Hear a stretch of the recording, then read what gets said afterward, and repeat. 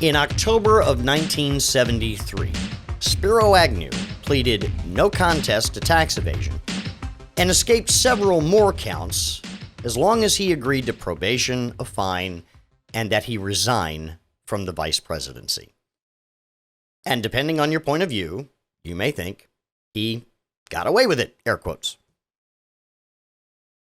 Here's a funny story for you. On August 8th, 1974, I'm 4 years old. My parents are in a car with me, racing across Arizona, heading towards my dad's new duty station in San Diego. And they pull into a motel, run into the lobby, and say, "Just give us a key, we'll settle up in a few minutes. Nixon's about to resign." Nixon, of course, had to admit that he knew about the Watergate break-ins pretty soon after they happened, and that they tried to cover it up. And he resigned that night. Now, I don't think anyone knows if a deal got made for his resignation, but on September 8th, 1974, Gerald Ford pardoned Richard Nixon. He escaped impeachment by resigning, and he escaped prosecution because of the pardon. And depending on your point of view, you might think he got away with it, air quotes. In both those cases, someone got into Agnew's and Nixon's ear and said, "Hey, you know what? You don't have to go home, but you can't stay here. And if you don't want to go to prison, I suggest you exit stage right fucking now." Agnew and Nixon, to their only credit, realized that it was time to go, and they did so in order to not put the country into the kind of crisis that we have never seen before. Everybody involved was concerned about the effect that these events would have on our country, our security, our safety, and everybody involved acted to put the country first when it counted.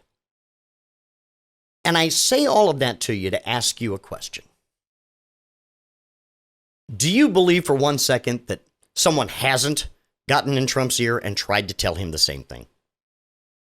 Somebody has. I feel very sure about that, because if you look around, despite what you might think, there are still people that have the interest of the country, our security, and our safety at heart. And there are still people around that care enough not to plunge the country into a crisis that we've never seen before. Someone has surely told Donald Trump that if he doesn't want to go to prison, there's a way out of this.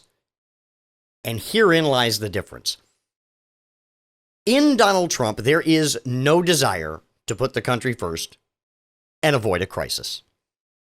And if you read or listen to him, you might come to the conclusion at times that he doesn't think much of this country at all. Nation in decline. American carnage. It's not exactly the shining city on a hill speech, is it? Here's the thing. If we're going to talk dystopia, I cannot think of anything more dystopian than a person who is running for president, getting convicted of federal crimes, and insisting, "Nothing to see here, folks. All completely normal. This is fine. Move along." How does this work exactly? I don't know. We're not here. Where do you put a president or former president who is convicted of federal crimes? Where do you put him? Not Leavenworth. That's for damn sure.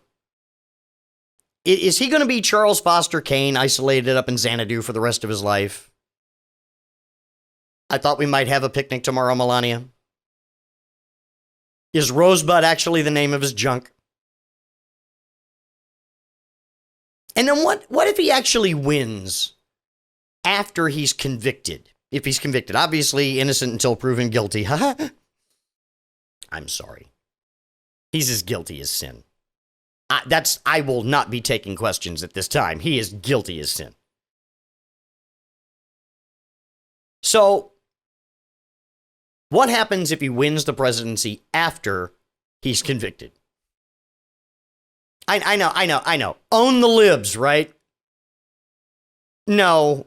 We need to actually stop and think about this one, guys. Okay? The sitting president of the United States, a convicted felon, serving a sentence for federal crimes, defines constitutional crisis any way you look at it. Trump wants to be president to try to get out of the nightmare that awaits him. And his cult wants him to be president to own the libs. Neither of those situations are workable situations for the country. Surely you can see this. But as with all things like this, the way out is through, I suppose. Strap in, kids. Gonna be a bumpy ride. That's going to do it for this episode of Roley. Connect with me on social at Chris Roley, KRISROLEY. One name, all the same, if you please. I'm on Threads now. Because like one does. As one does. As one do. You do you, boo-boo. I don't know where that came from. Just work with me, okay? One name, all the same. Chris Roley, KRISROLEY. And ChrisRoley.com, the home where all things flow and flow heavily. Till next time, question everything but the contents of a tuna melt. Some shit you gotta take on faith. Stay solid, people. Bye-bye.